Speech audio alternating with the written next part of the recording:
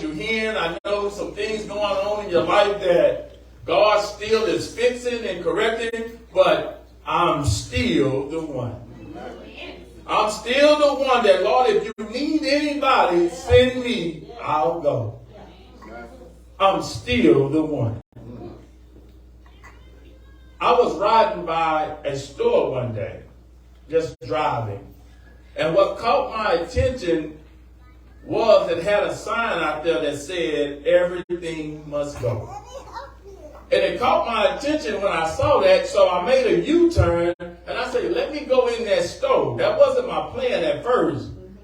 But I went in there because I knew I might be able to get something that I wanted for cheap. And sometimes when you see that everything must go, they want to get rid of the stuff that they think is not as valuable no more so they can bring in new stock and new inventory. And I began to get in that store, and I did get something that I needed for a cheap price. But I began to think, what if we put this in our life today? That everything that's not like God, that it got to go. How much more our life will become, and how much more will become like Christ if we can get that love's gotta go, and disease gotta go, and anything that's not like God, it gotta go. I want you to look at your neighbor and say, everything must go. Because I decided on this journey to follow Jesus, and to follow Jesus, I had to understand that I had to pull out some things along the way, and I had to forgive some ones that did me wrong. I had to do some things that I wouldn't have did if I hadn't accepted Christ in my life. And so I came to the realization that everything gotta go. And I don't know if anybody ready to make that dedication today, but for me and my house, we made that decision that everything must go. I don't want nothing that's going to stop me from getting closer to the Christ. I don't want nothing that's going to stop me from my relationship with Christ. And I came to that realization that everything must go. And I don't know about y'all, but if anybody else came to that realization that everything must go. Lord, I done made a vow that I will serve you till the day I die. But it's going to be some molding and making along the way. And as we get into our text, Jesus was talking to his disciples because he was telling them that my hour has come. And this is the hour that I've been told you about, that I got to do what God has sent me to do. And that's die for the world of the sins. And before, when he was talking to his disciples, he was explaining to them that what I'm going to go through is going to be very painful. And I need y'all to be praying. And I need you to be fasting for me. And as Jesus went out to pray to the Father, when he came back, he saw that some of the disciples were asleep. They were asleep at a critical time when they should have been praying. And he went off again, and he came back, and he found them asleep again. And Jesus went back to pray. And he came back a third time, and he found some of them were still asleep again. So that let him know that they didn't really understand what Jesus was going to have to go through. But I want you to know, he said, I must go and do what my Father has sent me to do. But in that moment of talking to them, he said that somebody is going to deny me. He also said that somebody is going to betray me, and Judas got up and walked out. But I want you to know, we serve a God that's all-knowing. We serve a God that's all-powerful. And whatever you're thinking about, God has already know what you're finna do. But he was trying to get them ready. He said, because my hour has come and I'm finna leave you. And I'm not going to be with you. I'm finna get ready to leave you. But one thing I can tell you, when I leave you, I'm going to leave you a comforter. That's going to be the Holy Spirit. It's going to show you how to walk right. It's going to show you how to talk right. It's going to show you how to live right. I need y'all to be praying because I'm finna be crucified. And I look around and you sleep. You sleep at the wrong time. when I'm finna go through some agony pain. But I'm going to leave you a comforter. So I must go. And I want you to know when they came to get Jesus, Peter jumped up and he said, I will follow. But Jesus told him before the rooster crowed 3 times, you gonna deny me. Peter said, no, not me, Lord. I will follow you always. Have you ever had good intentions, but it still came out wrong?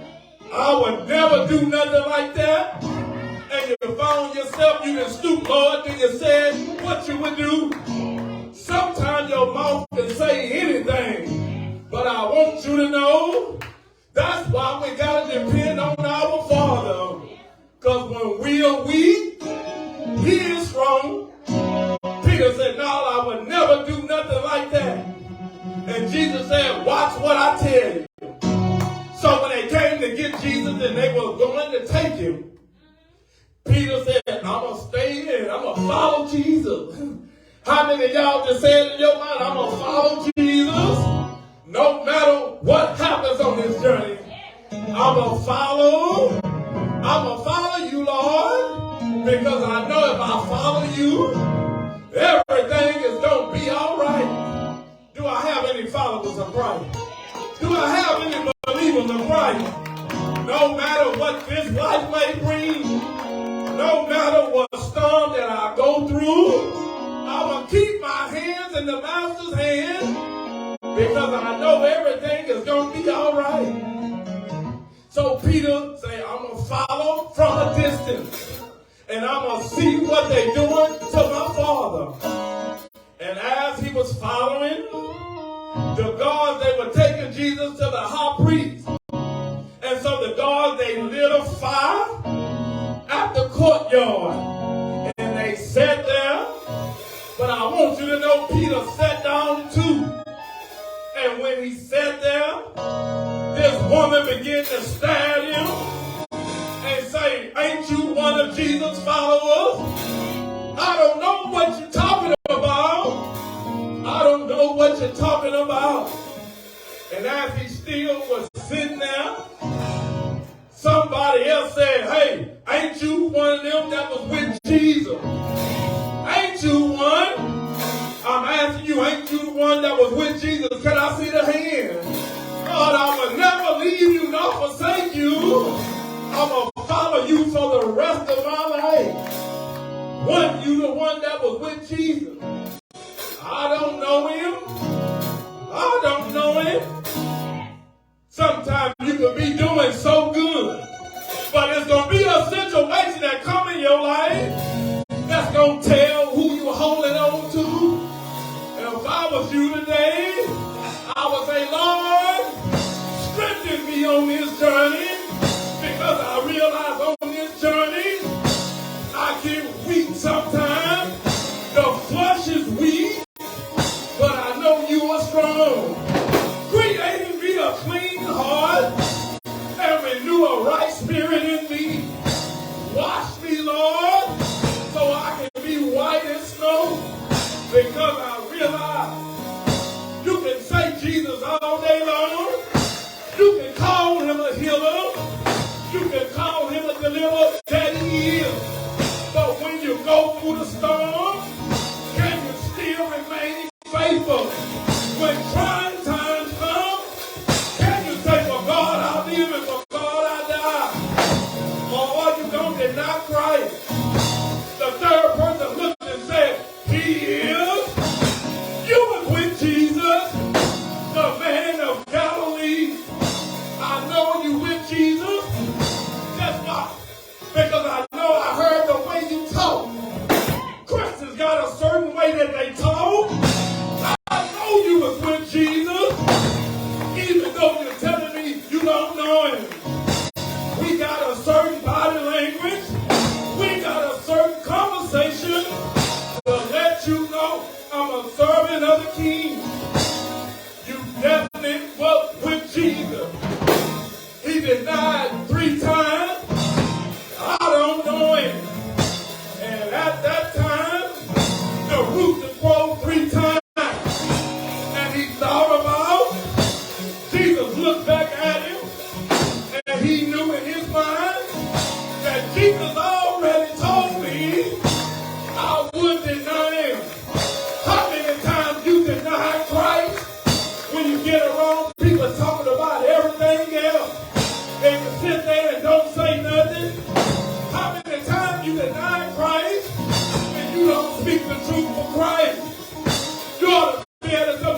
me up. He started me on my way. Food on the table. I don't know what you call him. I don't know what you think about him. But he's my chief cornerstone. He's my night and my midnight. He's my morning. He's my bread when I'm hungry. What you know about Jesus, you ought to be telling somebody. And Peter, he never did something, and you felt so bad after. He felt so bad. So the Bible tells me that he cried. Sometimes you got to repent when you mess up. And Peter cried, Lord, you already told me. You know me better than I know myself. I'm sorry. Forgive me. Clean me up. If anybody needs to be cleaned up, if you're not cleaned up, you're going to do just what Peter did. In the heat of the moment, when they grabbed Jesus, but Jesus had already told Peter, you're going to be the rock where I build my church. Petros. Petros means rock. Peter, I'm going to give you that name. But even though you messed up, I see your heart. Your heart is broken. I'm still going to give you that name. Somebody say, you deny me. How am I give you a name like that? Peter had to go through that. Because what y'all got to understand, that the devil had to come to God and say, can I test Peter? Because I want to sift him like wheat. And God say, you can do it. That tells me anything going on in your life. My God got the whole kid. So you don't have nothing to worry about. Because we're in the hands of the master. Yeah, he messed up.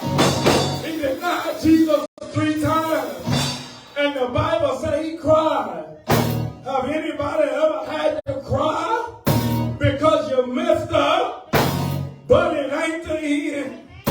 I still want to let you know, Peter, you still is the one that I'm going to build my church on the rock. You still the one. Even though you messed up, you still the one. Look at your neighbor and say, I'm still the one. Even though I cheated, trying to get it right, I'm still the one. Even though what I've been through, it made me want to give up. When times got tight, when times got hard, when I felt like the weight of the world was on my shoulders. But my God reminded me, you still the one. Look at your neighbor and say, I'm still the one. Even though I messed up, I'm not going to lie down. I'm going to get back up and repent. Wash me. Clean me. Make me for what you want to be.